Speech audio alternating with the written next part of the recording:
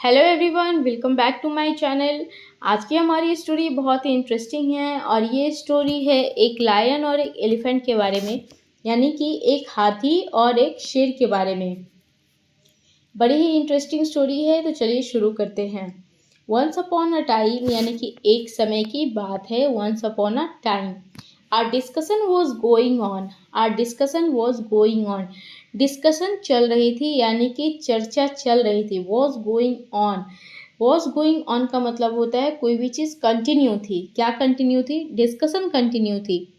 Discussion का part speech क्या है? डिस्कशन एक नाउन है। ओके, तो डिस्कशन चल रही थी। Discussion was going on between, किसके बीच में? एक लायन के बीच में। किसके बीच में? एक लायन के बीच में। Lion the king of the forest, जो कि जंगल का राजा है, एंड हिज फ्रेंड एलिफेंट, यानी कि एक डिस्कशन चल रही थी। किसके बीच में? किंग के बीच में, जो कि जंगल का राजा है। और वो किंग कौन है? लायन। और डिस्कशन चल रही थी हाथी के बीच में, यानी कि एक हाथी और एक लायन के बीच में डिस्कशन चल रही थी। Who was the inhabitant of the same forest? Elephant, जो कि उसी जंगल का, सेम फॉरेस्ट यानी उसी जंगल का इनहेबिटेंट था, यानी कि निवासी था, वहाँ का रहने वाला था। पिछले वीडियो में मैंने आपको बताया था इनहेबिटेंट के बहुत सारे सिनोनिम, जैसे डेनिजेंस, रेसिडेंट, और भी अगर सिनोनिम्स आप जानते हैं तो आप भी कमेंट बॉक्स में कमेंट कर सकते हैं।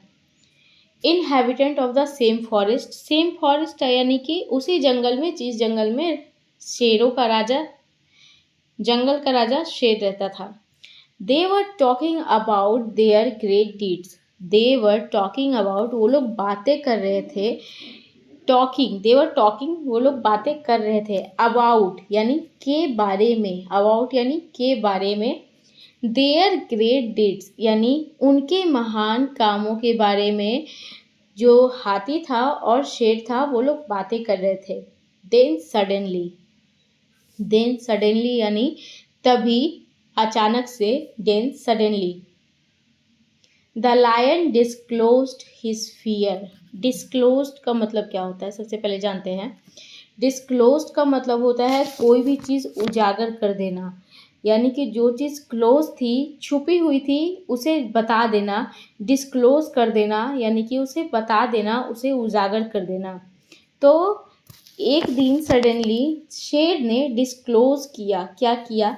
डिस्क्लोज हिज फियर, यानी कि अपने डर को डिस्क्लोज किया, अपने डर के बारे में बताया। क्या था डर उसका? The fear of crowing of cocks, यानी कि क्रोइंग ऑफ कॉक्स का मतलब क्या हुआ, सबसे पहले जानते हैं। कॉक्स मीन्स होता है मुर्गा, ठीक है, और क्रो का मतलब होता है CROW। क्रो मीन्स हुआ मुर्गे की बांग, बांग देने को क्रो बोलते हैं, भव के रूप में, ठीक है। और क्रो जब नाउन होता है तो हम सभी जानते हैं कौवा होता है, लेकिन जब क्रो भव के रूप में होता है तो वो उसका मतलब होता है बांग देना। तो शेर ने अपने डर को डिस्क्लोज किया।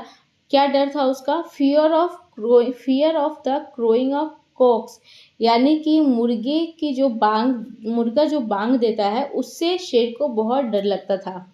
The elephant started ridiculing him.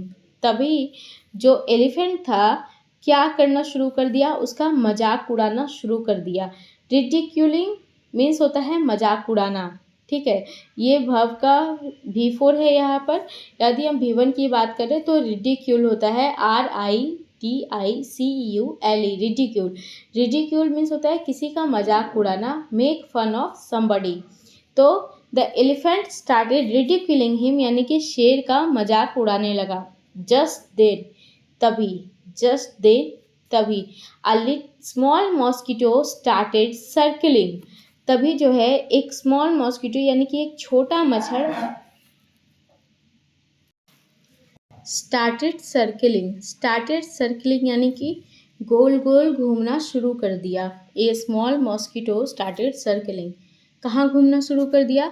Around the elephants year, यानी कि हाथी के चारों तरफ, हाथी के कान के चारों तरफ, making him restless and anxious, मतलब anxious, making him restless and anxious, मतलब बेचैन और चिंतित करना शुरू कर दिया।